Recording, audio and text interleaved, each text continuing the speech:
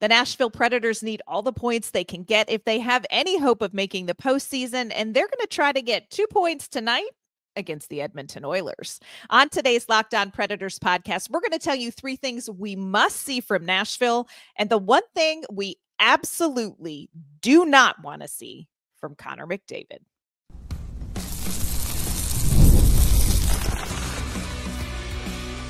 You're Locked On Predators, your daily podcast on the Nashville Predators, part of the Locked On Podcast Network, your team every day. Happy Thursday, everyone. Welcome to the Locked On Predators podcast. Thanks for making us your first listen of the day.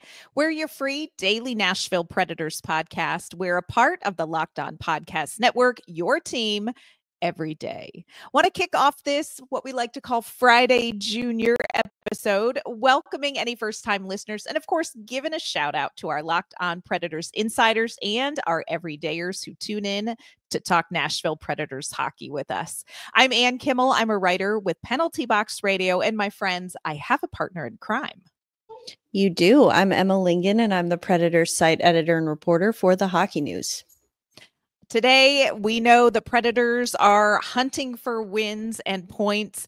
Tonight, they've got to do it against the Edmonton Oilers. We're going to tell you our keys to the game, and we're going to introduce you to a potential new face for the Predators on the blue line. We're also going to share one thing we really do not want to see from Connor McDavid tonight. Before we dive into all of that, want to let you know today's episode is brought to you by FanDuel. You can start the season with a big return on FanDuel.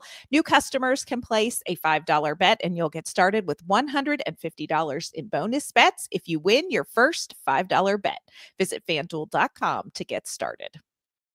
Well, Emma, the Preds back into action tonight after 2 days off in between games. Just wanted to throw out there, the last time Nashville had 2 days off in between games was the end of October. They were coming off of a 3-2 overtime loss and then played Edmonton and lost 5-1. So some of these things are the same. We're going to really hope a couple of these things are different. They are coming off of what I think you and I would say was probably their best performance against Colorado. How difficult do you think it's going to be, Emma, for them to kind of carry over that positive momentum from the way that they played with that extra day off in there? Does that make much of a difference, do you think? Well, I think it does, especially for a team in this case that, has shown us some good efforts, but has had difficulty stringing those efforts together thus far in this season. We talked about it, really solid effort, even though it resulted in a loss, really good effort against Washington last week, then obviously followed by a really tough loss in Florida. And then you followed that against Utah, which was a 4-0 shutout, which was really good. They did string together kind of 2 good efforts in a row there, going from Utah to Colorado. Again, that being an overtime loss, of course, wasn't a win, but it was a good effort. So, I would say that this would definitely be the first time this season, at least, that we would have seen more than 2 good, solid efforts strung together. So I think it is definitely going to be a challenge for them. It is. And here's what's real. The Predators have to string together some strong performances and get some wins if they want to get back in, moving up in the standings and back into some postseason hopes. They are, however, possibly going to play tonight with a new addition to the roster. Now, we don't know for sure that he is going to see ice time tonight, but the Nashville Predators have recalled Swedish defenseman, ladies and gentlemen, Adam Wilsby from Milwaukee. He has joined the team in Edmonton with Dante Fabro on waivers. The team had 6 defensemen on the roster, especially when traveling on an extended road trip like this just seems a little risky to go with 6 defensemen. So they have called up Adam Wilsby, 24 years old, listed at 6'1", 192 pounds. Very solid defenseman. He was a 2024 round pick. And I don't know if I mentioned this, Emma, but he's a Swede. And I love the Swedes. I said as soon as I saw that, I was like, oh, we're up in our Swedish quota. Anne's going to be happy. So, yeah, I think this is a guy who I think, you and I can both agree it was only a matter of time before he was going to get called up. I mean, this is a guy that Barry Trotz has certainly been very high on since he came into the organization. Obviously, he was drafted under David Poile, but Barry Trotz has spoken very highly of Wilsby and is a big fan of his. And so it seems like only a matter of time before we were going to see him up in the NHL. And I did, as soon as Dante Fabro got claimed, I did kind of think like, yeah, this seems like the writing's on the wall here for Wilsby is going to get called up because he hasn't had an NHL debut yet. Again, like you said, we don't know if it'll be tonight against Edmonton, but I do think what's interesting, and I just thought about this, it could be a sign of good things to come, maybe, but another Predators defenseman debuted during this same trip. Sure did. Against the Edmonton Oilers in Edmonton. Got a point in his first NHL game, and that would be Mark Del Gaizo. Let's go. Remember that very clearly because that may have been the time that I made him cry, but it was happy tears. So you made him cry out of respect and curiosity. It wasn't intentional, y'all. No, she didn't step on his foot. No, I asked him a question. I asked him after the game about, what are you feeling in this moment? And then he started talking about his family and he started crying. And I was like, oh my God, I made the rookie cry. And so all the guys were giving me a hard time about that. But again, he had a very solid performance, had a point in his debut. Maybe we'll see the same from Wilsby. That would be pretty cool. But I think that, again, only matter of time. If you look at the rest of that draft class, that 2020 draft class that Wilsby was part of, he would be the third member of that class to make his debut for the Predators.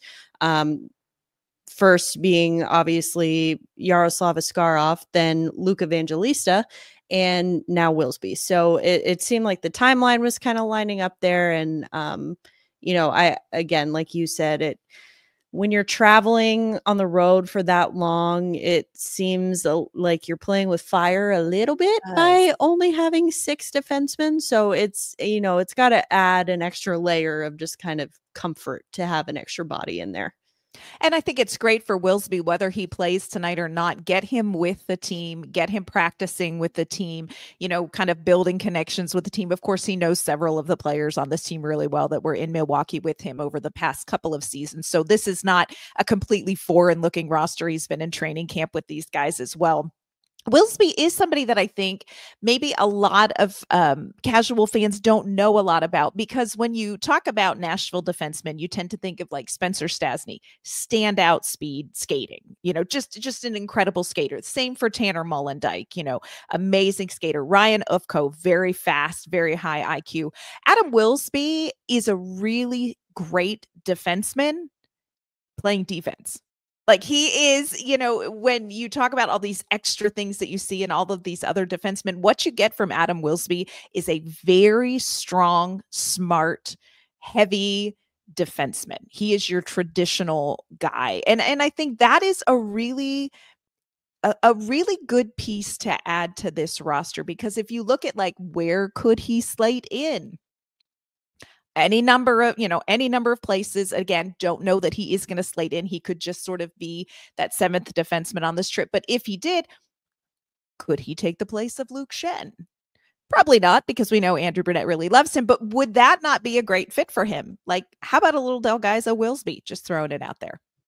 Well, with Wilsby also being a left shot defenseman, that does kind of, it limits things too. But I mean, again, we saw Brady Shea had a really good game against Colorado. He just had that very unfortunately timed mistake at the end, which did cost them the game. So and I'm not suggesting you bench Brady Shea for that, but I'm saying maybe you experiment with different pairings. And obviously that happened at 3-on-3 during overtime. It wasn't, the pairing that was necessarily the issue. But again, if you're looking to get Wilsby in there, what it could mean too is potentially more, leverage minutes for Mark Del Gaizo being, on that third pairing. Maybe you move Del Gaizo up and you put Wilsby on the third pair with Shen. I mean, I think that you have options here. Mm-hmm. And I think that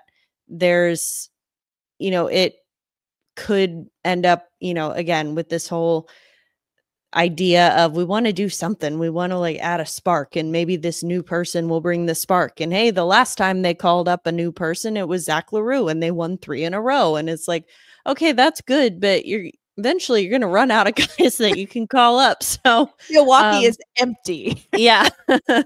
So the Milwaukee Admirals are now the Atlanta Gladiators because they have no one left. Yeah, but no, I mean, I think, like I said, we've been kind of, those of us sort of, who've been around the team a lot, we've been hearing Wilsby's name a lot, especially Barry and Bruno have both talked about how impressed they are by him and how impressed they were at camp this year. So excited to see what he can do. And whether Adam Wilsby is on the blue line or not, what is real is the Predators absolutely need to get some points out of this game. Coming up, Emma and I are going to share with you some of the things that we must see from the Nashville Predators in this game tonight. We are also going to tell you that one thing we absolutely do not want to see from Connor McDavid. Today's episode is brought to you by FanDuel. Get ready to tackle the NFL action with FanDuel, America's #1 sportsbook. Right now, new customers can bet $5 and get $150 in bonus bets if you win. The FanDuel Sportsbook app gives you everything you need to place live bets on the NFL, and it's all in one place. So when you get a hunch in the middle of a game, you can check out the latest stats. You can view live play-by-play and so much more, and it's all going to be on the same page where you place your bets. Just visit FanDuel.com to join today. Again, you'll get started with $150 in bonus bets if you win your first $5 bet. That's FanDuel.com. Never waste a hunch and make every moment more with FanDuel, an official sportsbook partner of the NFL. Today's episode is brought to you by Select Quote, the World Series, the Super Bowl, the Stanley Cup Finals. The world's top athletes get to play in these top-level sporting events thanks to one thing: teamwork. And teamwork can also protect your financial legacy and your family's future. Select Quote's licensed insurance agents are the perfect teammates when shopping for customized, affordable life insurance. They can find you the right policy to keep your financial legacy safe. Other life insurance brokers offer impersonal, one-size-fits-all policies that may cost you more and cover you less, while Select Quote's licensed insurance agents work for you to tailor a life insurance policy for your individual needs in as little as 15 minutes. If you are in good health, they work with carriers that could get you same-day coverage for up to $5 million, no medical exam required. And these policies are more affordable than you think. You could get coverage for up to $1 million for as little as $20 a month. Head to selectquote.com/LockedOnNHL and get a licensed insurance agent to call you right away with the right policy for your life and your budget.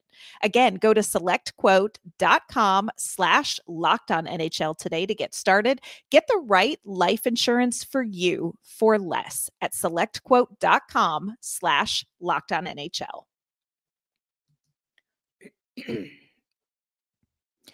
All right, Emma, we know the Predators are facing off against the Edmonton Oilers. We know the Predators lost 5-1 the last time they played. It was a very spooky, horrible, haunting Halloween loss. But when we look ahead, a lot of the keys that Nashville didn't do in that October 31st game are very similar to what they must do tonight. And I think it kicks off with containing Leon Draisaitl and Connor McDavid. The last time the Predators played the Oilers, Leon Draisaitled the Predators. 2 goals, 1 assist. He has 4 goals and 7 points in his last 5 games. This is somebody who is playing with the hot hand. And here's what's real. He didn't have McDavid in 2 of those games. He just decided to throw the team on his back and carry it himself. He's coming off of a 2-goal game against the New York Islanders. I just really don't want to be Draisaitled. Yeah, I will say I don't have the numbers in front of me, but maybe it just feels this way, but it feels like he tends to Draisaitl even harder when he's in Nashville. Let's hope. Maybe, like, I don't know. But yeah, he didn't geographically related. Yes, he did not have McDavid the last time that they played Nashville either. So, and that clearly did not seem to pose a problem. So, yeah, that at this point you just kind of gotta it's almost comical at this point. Like almost. And can speak from experience. Thankfully, I was not the one who asked the question, but I witnessed it and got like secondhand uncomfortable. Apparently, much to the surprise of, I think, everyone who was there, Leon Draisaitl does not enjoy talking about the fact that he dominates the Predators. I guess every time he comes to Nashville, he gets asked inevitably by a reporter, is like, so what's the deal? Like, why do you dominate this team so much? And he was like visibly exasperated answering that question. It's like, hey man, if you don't want us to ask you about it, then just don't maybe play well. Yeah, like, yeah, you made your bed, now lie in it, Draisaitl. Yeah, like, so sorry you have to talk about how good you are. I feel so bad. No, but yeah, I wish I had an answer for like, all right, here's what you got to do to contain this guy, because I mean, it's the Predators. So yeah. And really, there is no team that goes into Edmonton or faces Edmonton that doesn't know you have to keep one eye on Draisaitl and one eye on McDavid at every moment they're on the ice. And speaking of Connor McDavid, there is one very specific thing that we do not want to see happen tonight. We want a Predators win. We want them to get 2 points. We don't want to get spanked by Leon Draisaitl. But here's what we really, really don't want to see. And this comes from the deepest pit of Emma in my heart. Connor McDavid has 999 career points. For the love, can we just keep him off the score sheet so the next game they play, they can stop play and have a big hoo-hoo over Connor McDavid's 1,000th career point? Look, we know it's coming. Could we just not let it happen tonight? It's a big ask. Yeah, especially considering he is coming off back-to-back games in which he scored 3 or more points.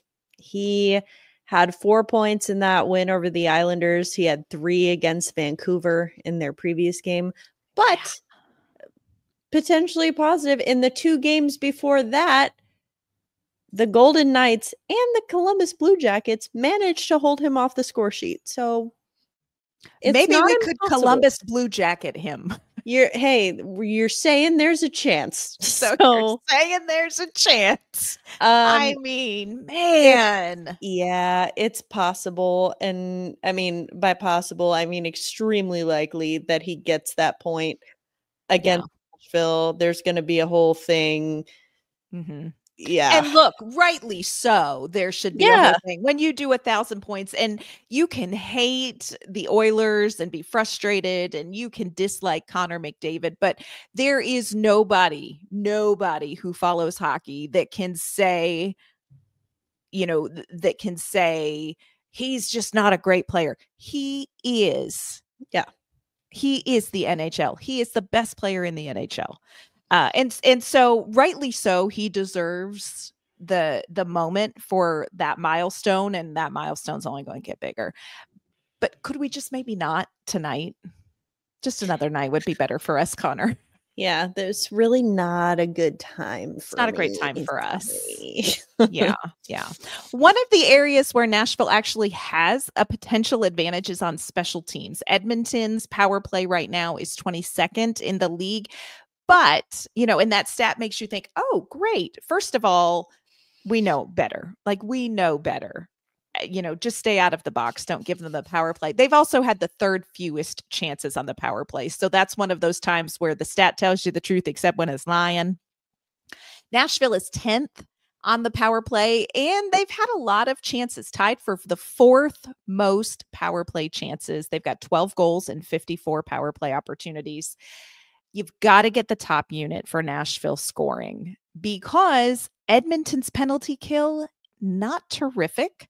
They're 32nd, last in the league, 16 goals on 41 chances.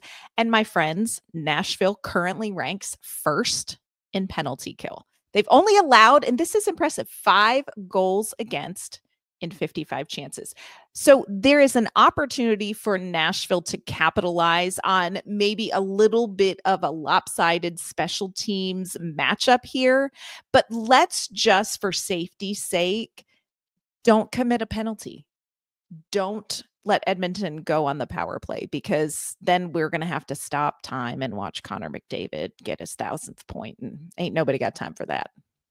No, I mean, just looking at that alone, number 1 penalty kill against number 32, like, again, it's good, it's great, but like, if anything, that tells me, okay, Nashville needs to try to draw more penalties, because then if they can be on the power play, again, they don't, they're what, 10, you said 10th in power play? Nashville's 10th, yep. So, I mean, against the 32nd penalty kill, I mean, it feels like an advantage you need to try and capitalize on. Plus, here's another thing, and this goes for special teams and 5-on-5.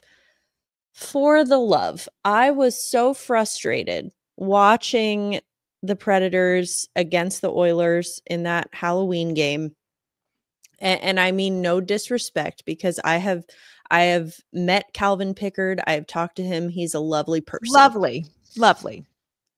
Can we stop making this guy look like he's a freaking Vezina finalist? Because let's look at what's real here.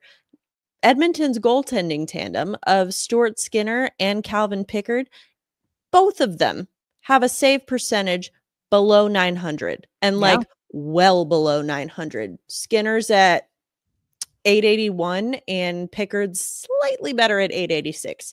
Like, I think this is where, especially if the Predators have a man advantage, or even if they don't, if they're at even strength, you need to capitalize on that. That is where, and we've talked about this ad nauseum, I know, but we will stop talking about it when it stops being a problem, is that they need to stop being a perimeter team. They need to get to the net, cash in on those rebound chances, because that is when you're going to catch these goalies off guard. And again, lovely people, but I think we could take them if we try. I mean, we don't have to give all the nice people nice things every game. No. So we've given them nice things the last 2 games. That's enough. It's enough. We've done enough here. Coming up, Emma and I are going to share one thing that we want to see this team do at 5-on-5. And then we're going to talk about some Nashville Predators milestones that are looming in the near future. Today's episode's brought to you by Prize Picks. Prize Picks is America's #1 daily fantasy sports app with over 5 million active members. Prize Picks is the easiest and most exciting way to play daily fantasy sports. All you have to do is pick more or less on 2 to 6 player stat projections, and you can watch the winnings roll in. It's the way daily fantasy sports should be played. It's not you against 1,000 strangers. It's just you against the Prize Picks projections for your your favorite players on your favorite teams. Prize Picks puts its members first, so all withdrawals are fast, safe, and secure. When your picks hit, you can withdraw your money in as quick as 15 minutes. So download the Prize Picks app today and use our code LOCKEDONNHL, and you're going to get $50 instantly when you play $5. That's code LOCKEDONNHL on Prize Picks to get $50 instantly when you play $5. You don't even need to win to receive that $50 bonus. It's guaranteed. So check it all out at Prize Picks. Run your game. All right, Emma, just wrapping up sort of what we're watching for in the game tonight. What do you think is the most important thing you want to see from Nashville when it comes to 5-on-5 play? I mean, I kind of already touched on it, but I want to see more action and activity around the net, in front of the net.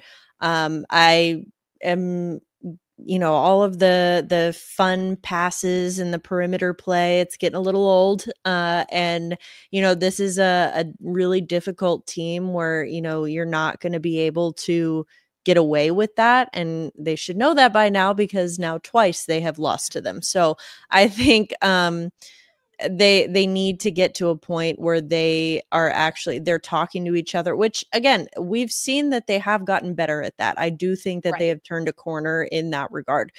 I want to see them keep building on that. I want to see them communicate with each other, and I want to see them, now that they've been playing with these same line combinations, presumably, it'll be the same combinations since the Washington game, that there's going to be a level of comfortability there where they're going to kind of know where the other guy's going to be and be able to kind of strategize and be able to play a little bit more seamlessly, get to the front of the net, get some ugly goals if you need to. Yeah, I love it. You touched on exactly what I think is important. You touched on communication. And for me, that communication is going to come in the form of making sure that they are communicating and providing defensive support to UC Saros. Because in that 5-1 loss, they did not. There were some defensive breakdowns, and it was just a lack of communication, a lack of awareness of who was covering what where. And that's the kind of thing that you don't want to see. And you saw Nashville take steps forward in this Colorado game as far as understanding where the other people were on the ice on that 5-man unit. They absolutely need to continue that and give Saros some support, because we've seen UC Saros can do his job very well if you don't leave him, kind of hanging out to dry. We talked about Connor McDavid's milestone that we really don't want to see. I mean, bless you, McDavid. Have at it day after tomorrow. But there are actually some Nashville Predators that have some big milestones in the near future, just sort of hovering there waiting. And so I wanted to talk about a couple of these. Let's start with the captain, Roman Josi, who is 3 points from having 700 career points. He ranks 5th in points among active defensemen, and he ranks 3rd in goals among active defensemen. He's behind Brent Burns and Erik Karlsson. So Roman Josi, of course, we know offensive defenseman Roman Josi, but 3 points away from 700, I do hope we would stop a game for that. We probably would stop a game for that, but there would be a big something on Fang Vision for 700 career points for a defenseman. If it happened at home, there probably would. Yeah. But my hope is that he will reach 700 before the end of this road trip, in which case it wouldn't happen at home. I mean, I'm okay with him getting it at Edmonton, and we can just do a private celebration. Yeah. In our own homes. We'll celebrate on the Locked On Predators podcast. We'll do a little, we'll have confetti. Round of applause for Roman Josi. Yes. Yeah. It would be great. But yeah, you love to see that kind of a milestone and to see where he ranks among active defensemen. And look, Erik Karlsson, same age as Roman Josi, Brent Burns, nearly the same age as your mama and Grandma Ruth. So, it'll be interesting to see, where does Roman Josi finish his career when it comes to most points for a defenseman. It'll be great to watch. Another one that's just hovering when it comes to career points, Jonathan Marchessault, 4 points away from 500 career points. Emma, what is it going to take to get Jonathan Marchessault going consistently?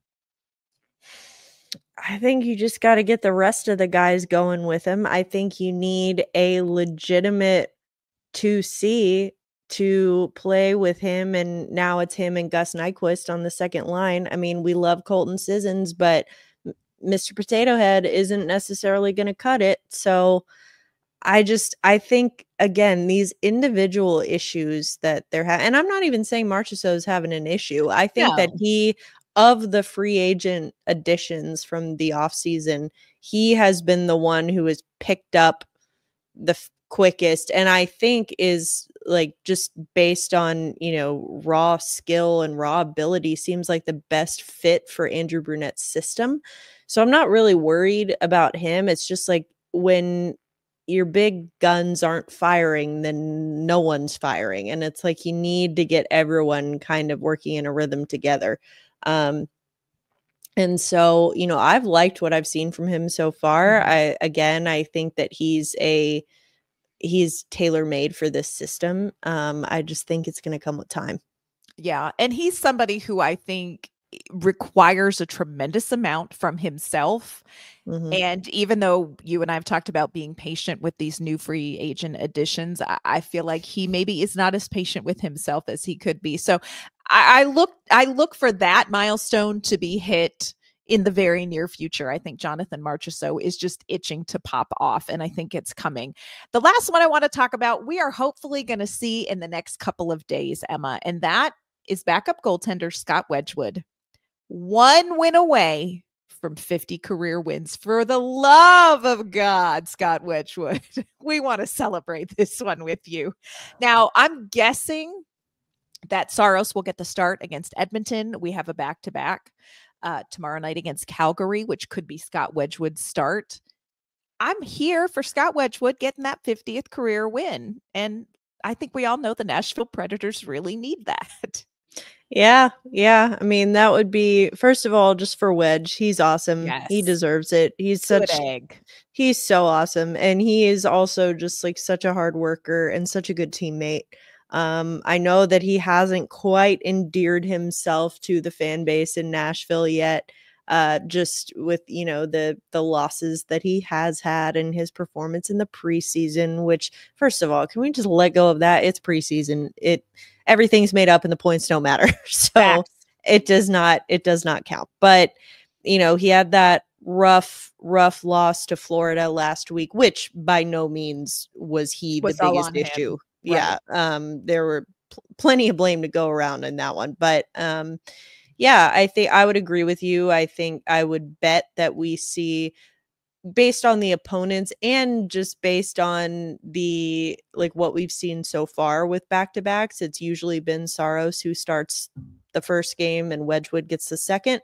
But Calgary's not going to be a cakewalk either. I mean, they're actually, doing really well. I think they're third in the Pacific Division. I mean, they're up there and they've had a good start to the season. So I think that, hopefully he can get it. He can get it against Calgary. That would be great. Great for him and great for the Preds, because as we have mentioned, they need the wins. So they do. And they're going to have to start tonight on the road in Edmonton. Again, this is a game the Predators need to win. We have told you what we are watching for from the Nashville Predators. Let us know in the comment section what you are watching for in tonight's game.